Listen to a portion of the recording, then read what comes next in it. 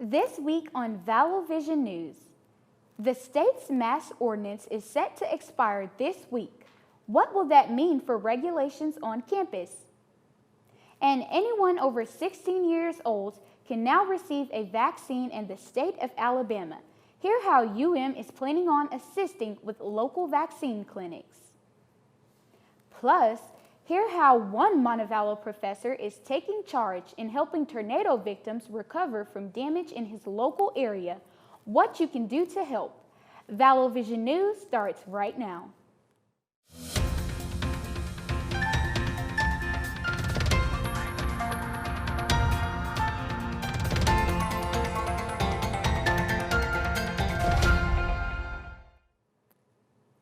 Hello and welcome to Vallo Vision News.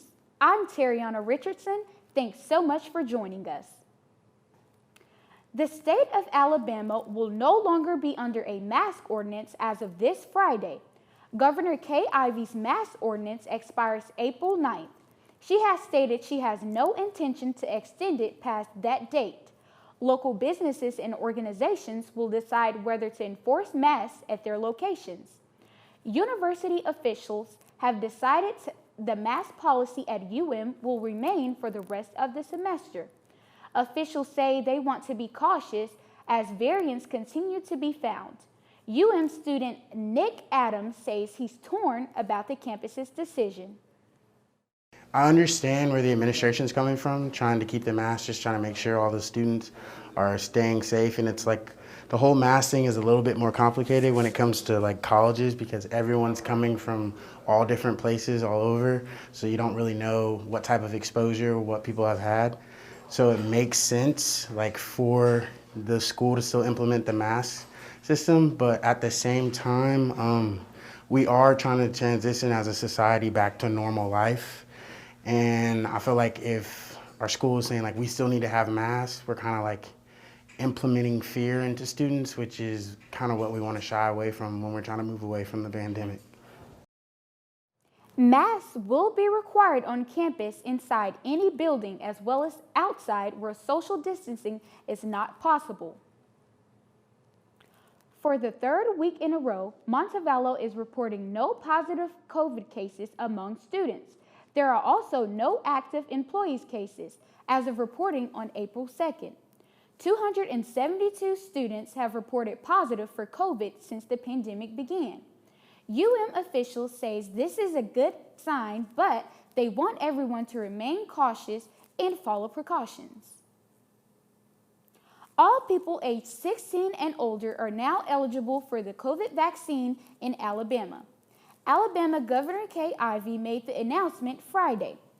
Pfizer is the only vaccine currently approved for ages 16 and 17. The Johnson & Johnson as well as the Moderna vaccine are only approved for those over 18 years old. Officials suggest checking with your healthcare provider before scheduling if you are 16 or 17. Governor Kay Ivey says while she has hopes the increased eligibility will help, she wants Alabamians to remain cautious. This vaccine is our ticket back to normal. And y'all, we're getting so close to getting COVID-19 in the rearview mirror.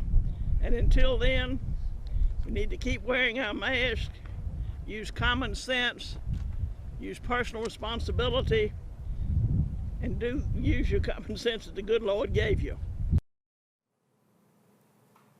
Meanwhile, the University of Montevallo is doing its part to help campus get vaccinated. UM hosted a vaccine distribution clinic Wednesday, March 31st at the Student Activity Center.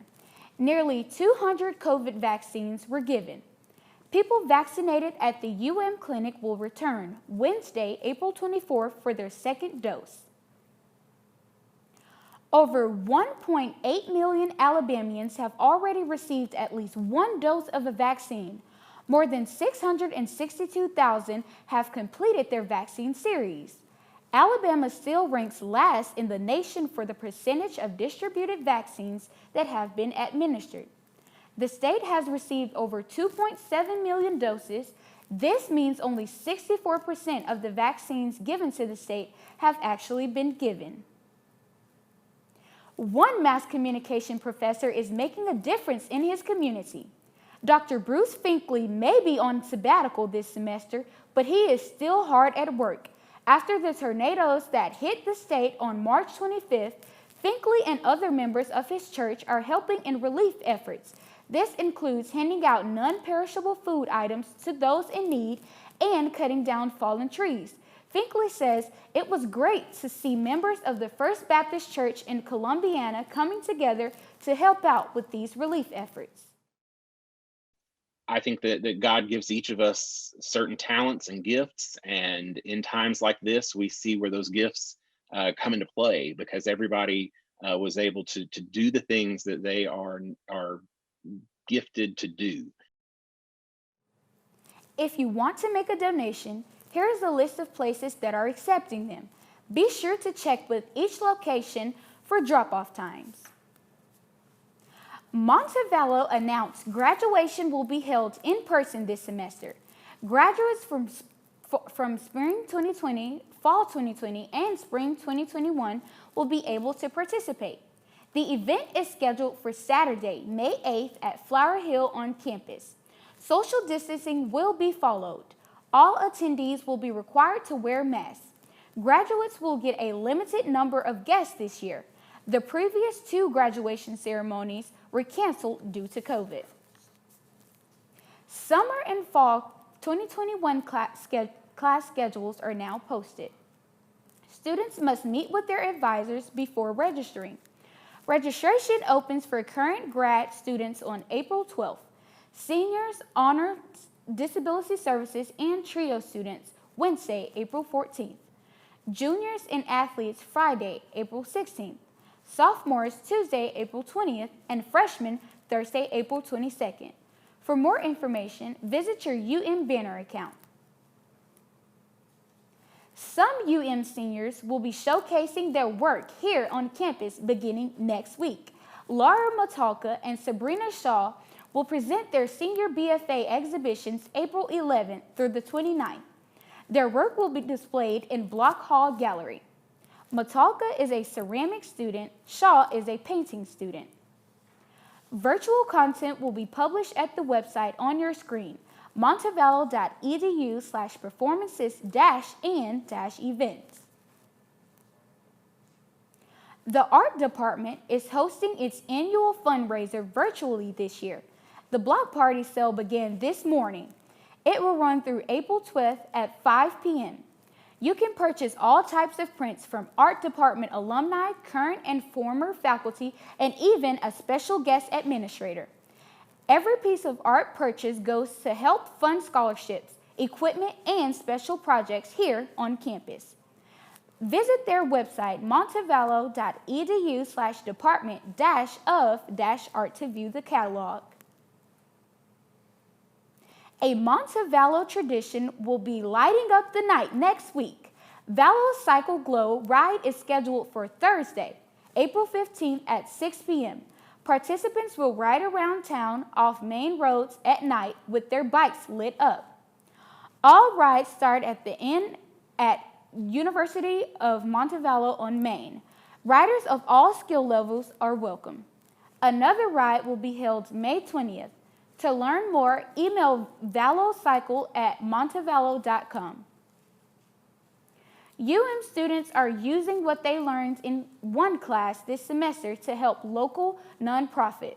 Students in Deanna Smith's Social Entrepreneurship and Sustainability class are hosting a 5K and 1 mile color run next Saturday. The Warrior Challenge will take place April 17th from 8 a.m. until 10. The run will start at the disc golf course near the Student Activity Center. Spectators will not be allowed for social distancing. The event benefits the art of Shelby County. Learn more about the event on their website, montevallo.edu/warrior-challenge. The men's golf team teed off at the Bulldog Bash last week with a third-place team finish.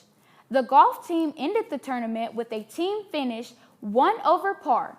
The tournament was held at Canebrake Club in Athens, Alabama. Senior Brett Batchelor finished in the top 10, taking home 9th place. Senior Paul Murphy led the Falcons with a 3-round total of 2 under par, finishing 5th place individually. Murphy says this was a special win for him. This season, it was probably one of my favorite times to be part of the team, as there was 6 of us traveling. So there was 5 for the team and 1 individual. Great atmosphere with the team. Looking forward to this event this coming week in Pensacola, and also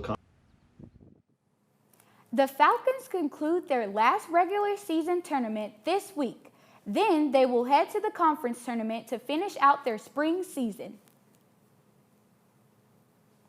Remember, there's always more 24/7 news on our social media pages. Just search for Vallo Vision News on Facebook, Twitter, and Instagram for more stories throughout the week. Still ahead on Vallo Vision News, the second week of the Derek Chauvin murder trial began today.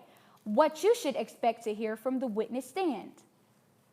Plus, a new study has some experts changing their minds on whether kids should return to in-person school, why one expert says new trends should cause school systems to pause. And it's one parade that's sure to have you all wrapped up, why these mummies were parading through the streets in one major city. We'll be right back. Today begins the second week of the Derek Chauvin murder trial. Last week, witnesses delivered compelling accounts of what they saw the afternoon George Floyd died while being restrained by the former Minneapolis police officer. Daryl Forges takes a look with what to expect in the week ahead. Of witness testimony in the Derek Chauvin murder trial getting underway. The state calls Dr. Bradford Langenfeld. As prosecutors call the emergency room doctor who tried to save George Floyd's life to the stand. Are you the physician who officially pronounced him dead that night?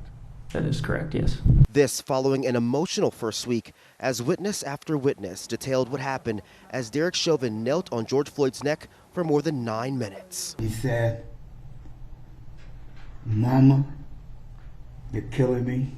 One member of law enforcement providing insight into Minneapolis police procedure in support of the prosecution's case against the former officer. Putting your knee on the neck for that amount of time is just uncalled for. The defense maintaining Chauvin was following his training. Derek Chauvin did exactly what he had been trained to do over the course of his 19-year career. And arguing Floyd's death was due to pre-existing health conditions and drug use. An attorney for George Floyd's family says those arguments don't hold up. He can't have it both ways. If he's saying that they suspected George Floyd of being on opioids or whatever it may be, which is a health crisis, they should have treated him with greater care.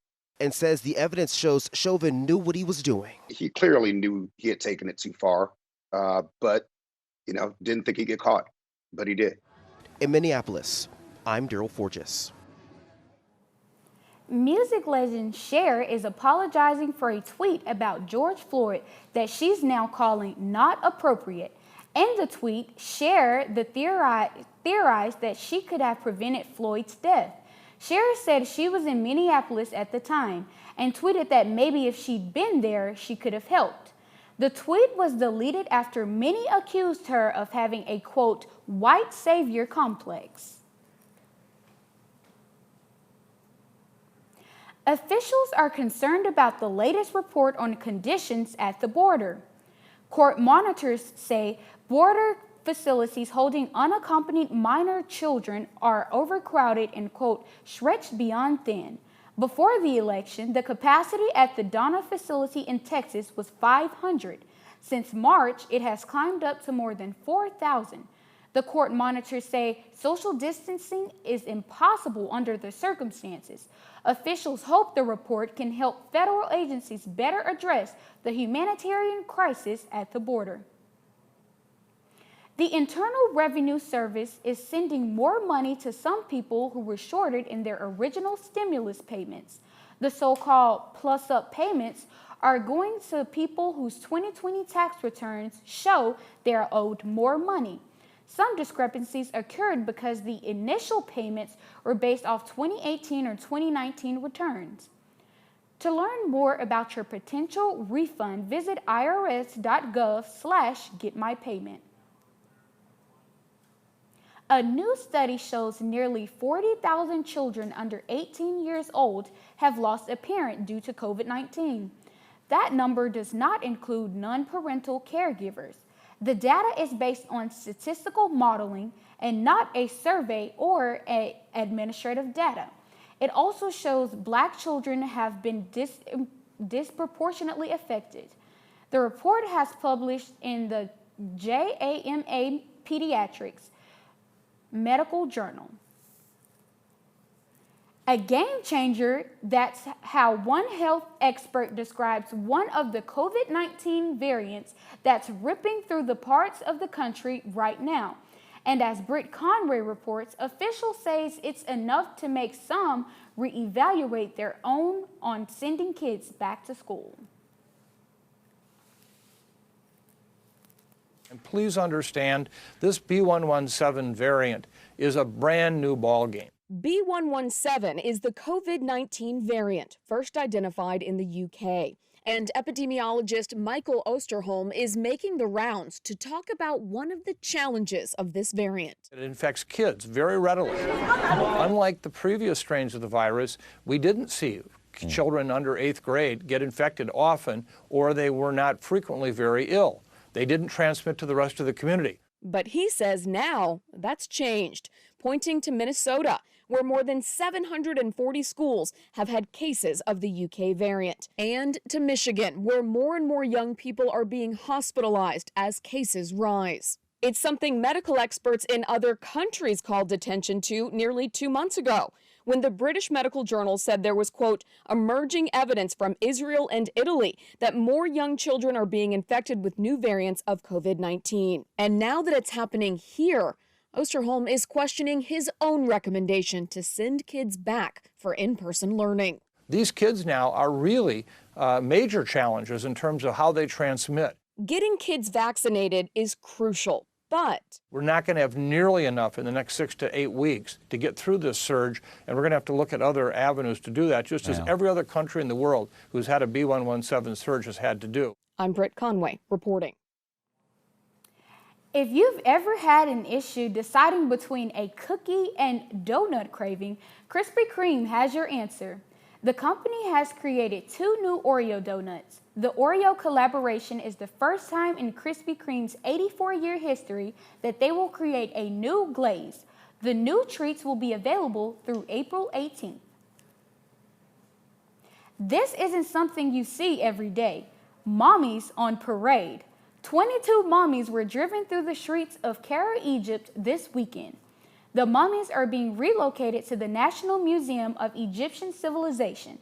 The Pharaoh's Golden Parade featured 18 kings and 4 queens who will be in the museum exhibition. Officials hope the new museum will drive tourism, which has taken a big hit in Egypt since the pandemic. That's all the time we have for today's show.